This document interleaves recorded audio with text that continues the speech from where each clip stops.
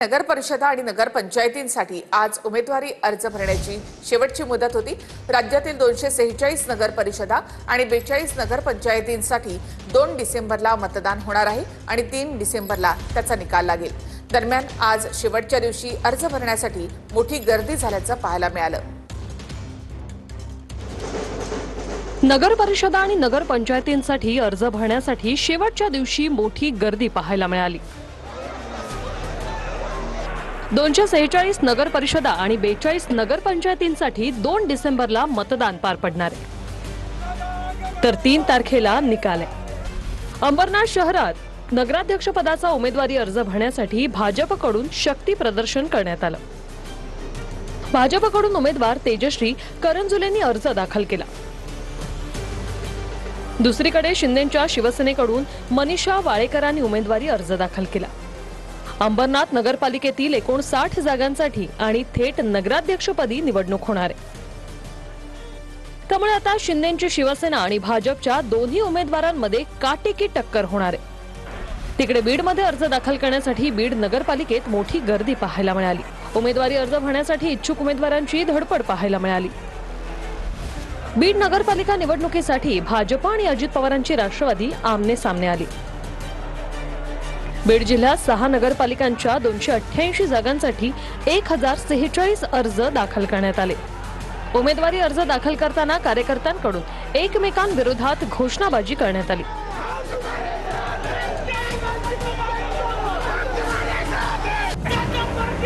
बीड नगरपालिका निवडणुकीसाठी भाजपकडून डॉक्टर ज्योती रवींद्र घुमरे यांनी उमेदवारी अर्ज भरला।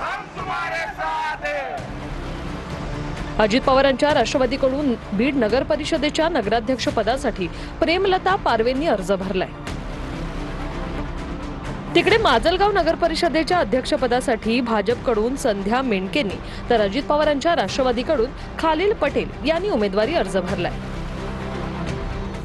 परळीमध्ये मुंडे बंधू भगिनी एकत्र आले असून नगराध्यक्ष पदासाठी महायुतीकडून अजित पवारांच्या राष्ट्रवादीच्या पद्मश्री धर्माधिकाऱ्यांनी उमेदवारी अर्ज दाखल केलाय। अनगर नगरपंचायतीच्या नगराध्यक्ष पदाच्या अजित पवारांच्या राष्ट्रवादीच्या उमेदवार उज्ज्वला थिटेंनी अर्ज दाखल केला। उज्ज्वला थिटेंनी पोलीस संरक्षणात अर्ज दाखल केला। यावेळी ग्रामस्थांनी देखील मोठ्या प्रमाणात गर्दी केली होती। उज्ज्वला थिटे पहाटे 5 वाजताच अनगर नगरपंचायतीत पोहोचल्या होत्या। राजन पाटलांचे लोक पाळत ठेवत असून उमेदवारी अर्ज भरू देत नसल्याचा आरोप उज्ज्वला थिटेंनी केला होता। मोहोळमध्ये अनगर नगर पंचायत निवडणूक लागलेली आहे। मी तिथे इलेक्शनचा फॉर्म भरणार आहे। त्यासाठी आमचे माझे आमदार राजनजी पाटील, विक्रांत पाटील, अजिंक्य राणा पाटील हे गेले 8 दिवस झाले मी तिथे यायचंय म्हणून तर सगळीकडे त्यांनी ट्रॅप लावला आणि निवडणुकीचा अधिकार माझ्यापासून हिसकावून घ्यायला लागलाय। एकही उमेदवार त्यांना उभा करता आला नाही सिम्बॉलवर आणि म्हणून करता असे वैफल्यग्रस्त झालेले बाहेरचे माणसं आणून इथं उमेदवारी देऊन ही निवडणूक लादण्याचा प्रयत्न केला।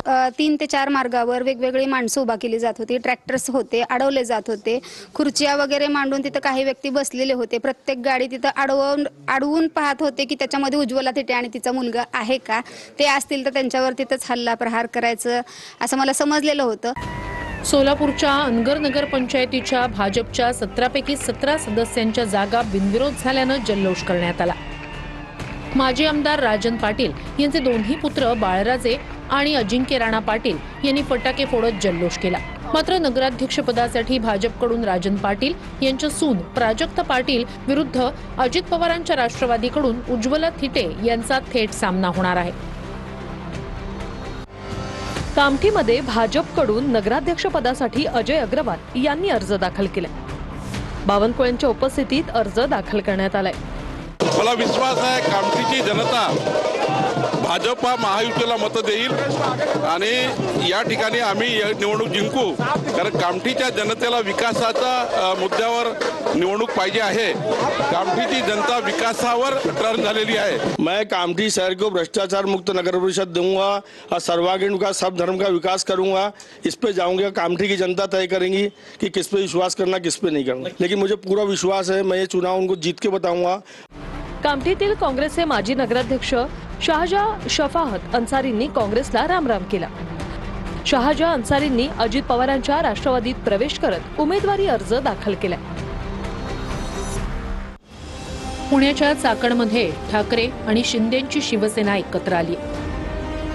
शिंदे शिवसेनेच्या नगराध्यक्षपदाच्या उमेदवार मनीषा गोरे यांना ठाकरेंच्या शिवसेनेनंही पाठिंबा दिलाय. मनीषा गोरे यांचा अर्ज भरताना ठाकरेंच्या शिवसेनेचे स्थानिक आमदार बाबाजी काळे यांनीही हजेरी लावली होती.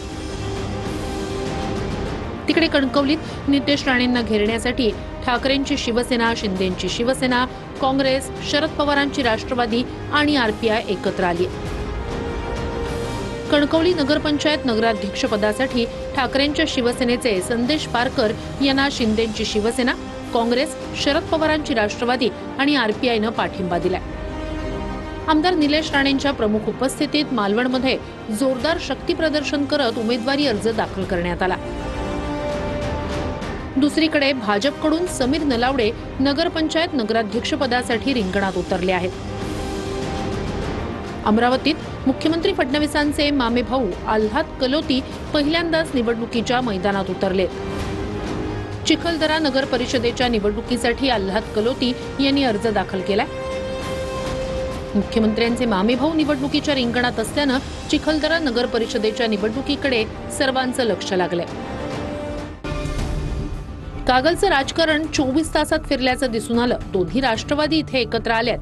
कागल नगर परिषदेसाठी हसन मुश्रीफ आणि समरजित घाटगे एकत्र आले आहेत. मुश्रीफ गटाला नगराध्यक्षपद तर उपनगराध्यक्षपद समरजित घाटगेंकडे असणार आहे. त्यामुळे माजी खासदार संजय मंडलिक एकाकी पडलेत. संगमनेर नगरपालिका निवडणुकीसाठी आमदाराच्या पत्नी विरोधात आमदाराची भावजय रिंगणात आहे. अपक्ष आमदार सत्यजित तांबे यांच्या पत्नी मैथिली तांबे यांनी नगराध्यक्षपदाचा उमेदवारी अर्ज दाखल केला. तर महायुतीचे आमदार अमोल खताळ यांच्या भावजय सुवर्णा खताळ यांनी महायुतीच्या वतीनं उमेदवारी अर्ज दाखल केला. संगमनेर नगरपालिका निवडणुकीत पंजा गायब झाल्याची चर्चा आहे. नेरळमधील शिवरायांच्या पुतळ्याचं अनेक महिन्यांपासून अनावरण रखडलं होतं. काल अमित ठाकरेंनी पुतळ्याचं अनावरण केलं आणि त्यानंतर त्यांच्यावर गुन्हा दाखल झाला आहे. दरम्यान 4 महिने शिवरायांच्या पुतळ्याच्या अनावरणासाठी वेळ का नव्हता असा सवाल अमित ठाकरेंनी सरकारला केलाय.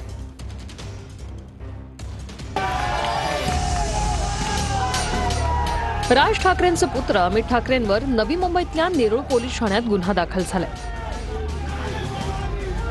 छत्रपती शिवाजी महाराजांच्या पुतळ्याच्या परवानगीशिवाय लोकार्पण केल्याचा ठपका ठेवत त्यांच्यावर गुन्हा दाखल करण्यात आलाय. गेल्या 4 महिन्यांपासून नेरूळमधला छत्रपती शिवाजी महाराजांचा पुतळा उद्घाटनाच्या प्रतीक्षेत होता.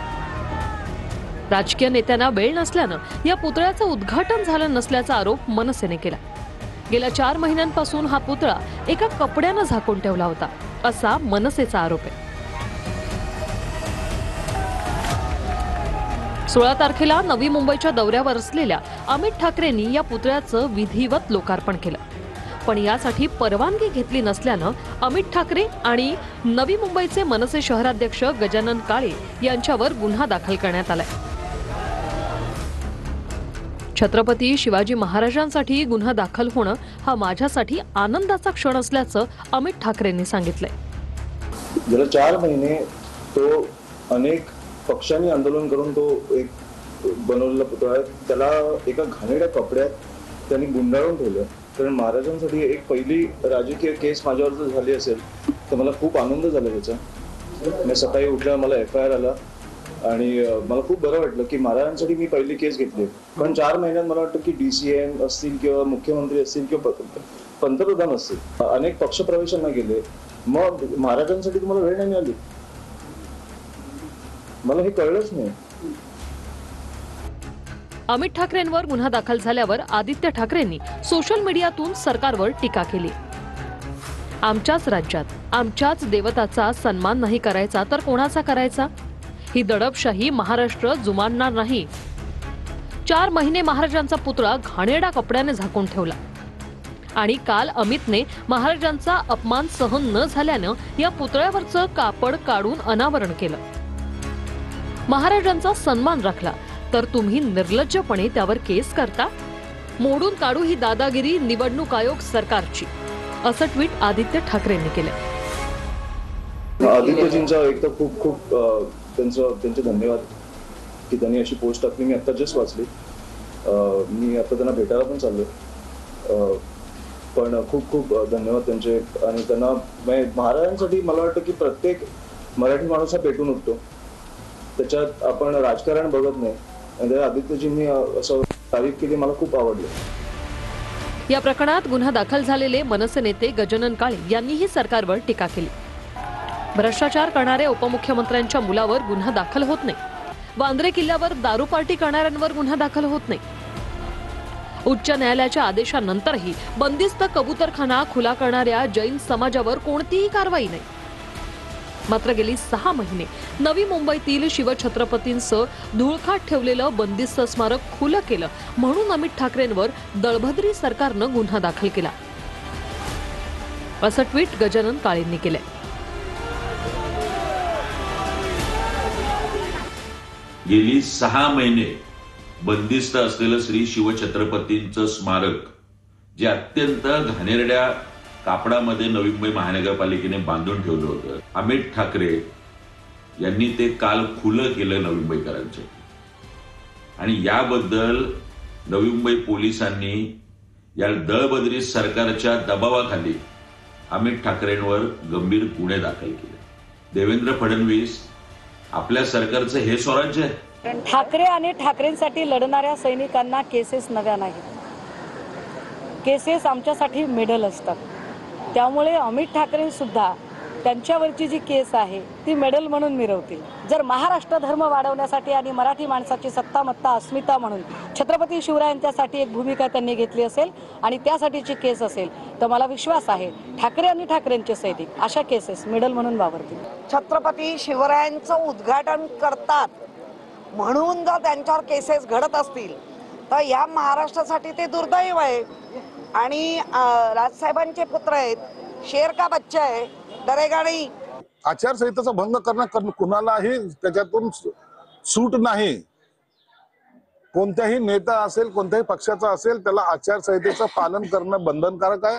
आणि असं जर कोणी करत असेल तर तिथलचा असलेला कलेक्टर किंवा तिथलचा असलेला आरोप याला ते पूर्णपणे अधिकार हे निवडणूक आयोगाने दिलेले आहेत आणि त्याची अंमलबजावणी त्यांनी केली पाहिजे. कुणालाही हेतू पुरस्कार कुणावर गुन्हे दाखल करणं योग्य नाही. आज हिंदू हृदय सम्राट बाळासाहेब ठाकरे यांचा स्मृतिदिन आहे. आजारपणामध्ये सुद्धा संजय राऊतांनी स्मृतिस्थळी जात बाळासाहेबांना अभिवादन केलेलं आहे. पाहूयात. दुर्धर आजारातही संजय राऊतांनी बाळासाहेबांच्या स्मृतिस्थळी जात अभिवादन केलं. संजय राऊत छत्रपती शिवाजी महाराज पार्कवर आपले बंधू सुनील राऊत यांच्यासह पोहोचले. आजारी असल्यामुळे संसर्ग टाळण्यासाठी राऊतांनी चेहऱ्याला मास्क लावला होता. छत्रपती शिवाजी महाराज पार्क मधल्या उपस्थित शिवसैनिकांना त्यांनी हात उंचावत अभिवादन केलं. सुनील राऊतांचा हात हातात घेऊन संजय राऊत बाळासाहेबांच्या स्मृतिस्थळाकडे गेले. गुडघ्यावर बसत आणि बाळासाहेबांच्या स्मृतिस्थळावर डोकं टेकवत त्यांनी आदरांजली अर्पण केली. आजारपणानंतर संजय राऊत पहिल्यांदाच सार्वजनिकरित्या घराबाहेर पडले. संजय राऊत गेल्या काही दिवसांपासून डॉक्टरांच्या सल्ल्यानं सक्तीची विश्रांती घेत आहेत.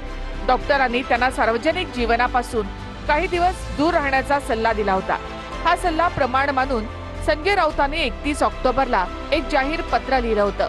उपचारामुळे पुढील 2 महिने आपण घरीच राहणार असल्याचं राऊतांनी सांगितलं होतं. त्यानंतर संजय राऊतांवर रुग्णालयामध्ये उपचार सुरू आहेत. काही दिवसांपूर्वीच ते रुग्णालयामधून घरी आले. मात्र आज बाळासाहेबांचा स्मृतिदिन असल्यामुळे कट्टर शिवसैनिक असलेल्या राऊतांनी थेट शिवाजी पार्क गाठत बाळासाहेबांना अभिवादन केलं. 11 वर्षांनंतर ठाकरे बंधू बाळासाहेबांच्या स्मृतिस्थळी एकत्र आले. उद्धव ठाकरे, राज ठाकरे यांच्यासह आदित्य ठाकरेंनी शिवतीर्थावर जात बाळासाहेबांना अभिवादन केलं. राज ठाकरेंनी बाळासाहेबांसोबतचा एक जुना फोटो सुद्धा शेअर केलाय.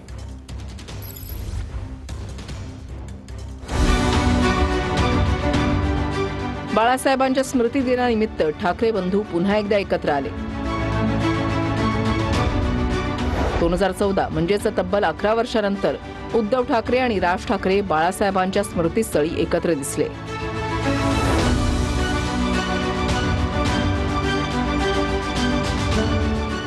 उद्धव ठाकरेंसह रश्मी ठाकरे आणि आदित्य ठाकरे आधी स्मृतिस्थळी आले, बाळासाहेबांना अभिवादन केलं.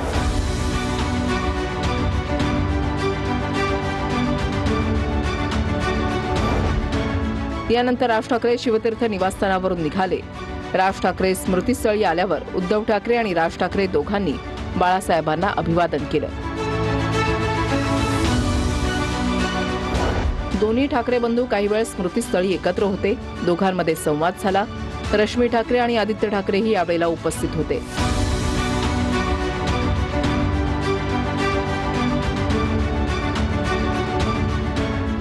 ठाकरेंच्या शिवसेनेचे अनिल देसाई तसंच मनसे नेते बाळा नांदगावकर, नितीन सरदेसाईही यावेळेला ठाकरे बंधूंसोबत होते. आज बाळासाहेबांसोबतचा एक फोटो शेअर केलाय. देशाच्या इतिहासामध्ये भाषिक अस्मितेच्या जोरावर एक प्रचंड चळवळ निर्माण करून त्यातून एका राजकीय पक्षाला जन्म देणारे बाळासाहेब आणि पुढे जातीय अस्मिता तीव्र होण्याच्या काळात आणि भाजपचा कमंडलवाद फोफावायच्या आधी हिंदू म्हणून अस्मिता जागी करणारे बाळासाहेबच. पण म्हणून बाळासाहेबांनी हिंदूंकडे वोट बँक म्हणून नाही पाहिलं. त्यांच्यासाठी हा विषय अस्मितेचा होता, धर्माप्रतीच्या प्रेमाचा होता. बाळासाहेबांची प्रतिमा चोरून हिंदुत्वाचे वारस म्हणून मिरवणाऱ्यांची किंवा त्यावर मतं मागणाऱ्यांची गंमत वाटते. ना त्यांना बाळासाहेब माहीत, ना त्यांना प्रबोधनकार माहीत. फक्त मतं, सत्ता मिळवणं आणि ती सत्ता मिळाल्यावर वाटेल तसं ओरबाडणं म्हणजे राजकारण. हे रूढ होत असताना समाजकारण आधी आणि मग राजकारण हे आमच्या विचारात रुजवणाऱ्या बाळासाहेबांच्या स्मृतीला विनम्र अभिवादन. अजित पवार यांच्या नातेवाईकांना 500 कोटींचं हॉस्पिटल बहाल केलं जातंय का असा सवाल अंजली दमानिया यांनी केलेला आहे. पद्मसिंह पाटलांच्या तेरणा ट्रस्टला पीपीपी तत्वावर हॉस्पिटल देण्याचा घाट घातला जातोय असा आरोप दमानिया यांनी केला. तर तेरणा ट्रस्ट आता राणा जगजितसिंह पाहतात असं उत्तर सुप्रिया सुळे यांनी दिलंय. मुंबईच्या गोवंडीमध्ये शताब्दी नावाचं एक हॉस्पिटल आहे जे बीएमसीने 500 कोटी रुपये खर्च करून बांधलेलं आहे. ते लोकांसाठी बांधलेलं हॉस्पिटल त्याचा एक पीपीपी तत्वावर एक नवीन प्रकारे म्हणजे ते खरंच एक खूप मोठं फ्रॉड आहे. या तत्वावर ही हॉस्पिटल्स या सगळ्या राजकारण्यांच्या घशात घालण्याचा एक डाव केला जातोय जो खरं हाणून पाडणं गरजेचं आहे. हा तेरणा ट्रस्ट जो ड्रग्ज मध्ये आणि इथल्या तिथे कुठे नाही, जे आपलं श्रद्धास्थान आहे, तुळजा भवानी मंदिर जिथे आपलं श्रद्धेचं स्थान आहे, तिथे जो माणसांनी ड्रग्ज मध्ये अडकलाय त्याला भारतीय जनता पक्षामध्ये घेतला. ते राणा जगजित सिंग ते आता हा ट्रस्ट बघतात. म्हणजे हा प्रश्न फक्त अजित पवार सुनेत्रा पवारांपर्यंत सीमित नाही.